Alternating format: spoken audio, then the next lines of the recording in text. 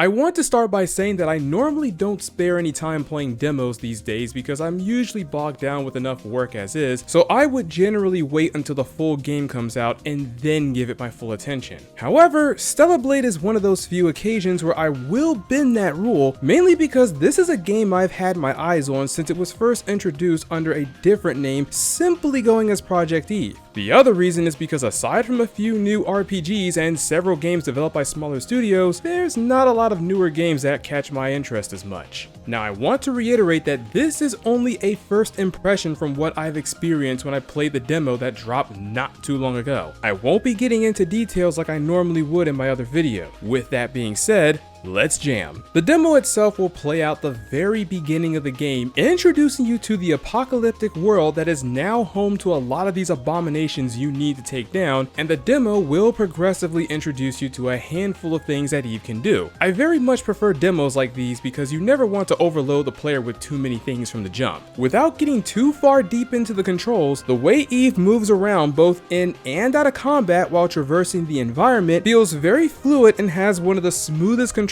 I felt in quite some time. In fact, the last time I played a game with a control scheme this smoothly was Nier Automata, and to this day I say that game's immaculate handling shouldn't even be possible. The combat at first glance, even when shown in the trailers, appears to be very Platinum's game inspired, since it often shows Eve performing a lot of high octane combos and flashy moves. But in reality, the combat pulls a lot of inspiration from both Platinum games and from Software. I'm going to tell you straight up, you do not want to go in willy-nilly swinging your sword around like you're some pizza-loving devil hunter or a world-hopping teenager with a key that can unlock everything. While the blade Eve is holding may appear to be light, each swing, whether it is a light or strong attack, is going to have some weight to it. Eve is going to have recovery frames the player needs to consider should they decide to go for a full combo. And while she can block and dodge, timing is important when performing both of these two, as Eve's dodge does not have as many forgiving and vulnerability frames as other action games, and you also need to consider that there is a bit of a windup before Eve is able to guard herself against attacks. All of this matters because if you decide you want to go in and swing when it's not your turn, the enemies will retaliate without interruption, and depending on who you're fighting against,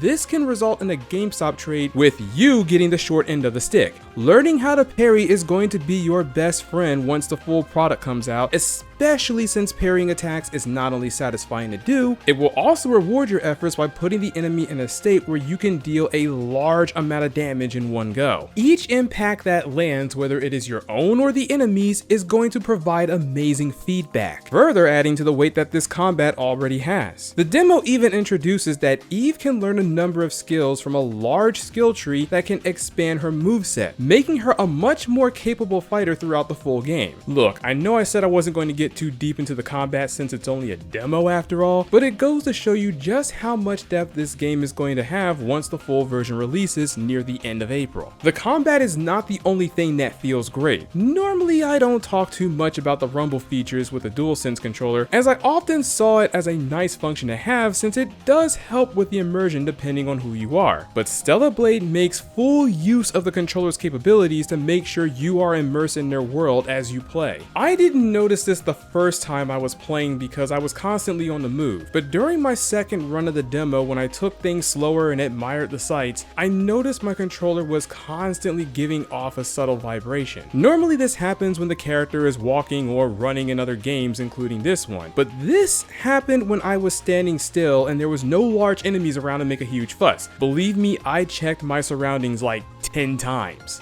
It was then I realized this subtle vibration was happening because it was raining in Eve's current environment. Once I stepped inside where the raindrops were not even hitting anymore, that's when the vibration stopped. And obviously this vibration got more intense if you're standing under a stream of water that is landing on her head. Look, if you decide to give this demo a try, just go ahead and stand in the middle of the rain to experience for yourself and you'll see exactly what I mean. I know what I'm talking about is a minor detail and something people will likely ignore, but as I've said in my past past videos, small details like these can make for a big impact in games like this, and they did not have to go this much ham. In fact, that phrase could be said about everything I've experienced in this demo so far. The polished visuals that ran smoothly from start to finish, from the environment to Eve's model, the overall movement of the character when she's fighting, it's all just filled with style and grace, along with its own level of gore when you're dicing up those abominations you'll be fighting against. And of course, I need to talk about the music. Once again, with this being a demo, I won't go too far into it, but all you need to know is that the music is composed by Monica, the team behind Drakengard or Dragon Dragoon, the Nier series, Voice of the Cards, and many other Square Enix games. However, Keiichi Okabe, who was the main composer and arranger for Monica, was not present for Stella Blade. The main theme that plays when you're running around town, whether you're exploring the place or in the middle of combat, it gives off the feeling that you're in the middle of an action-packed anime from the 90s to the early 2000s. Two examples that immediately come to mind are animes like Ghost in the Shell and Witchblade, and if you haven't seen either of those, I highly recommend that you do. I'm going to play a bit of the track so you can get an idea of what I mean. This is truly amazing stuff right here.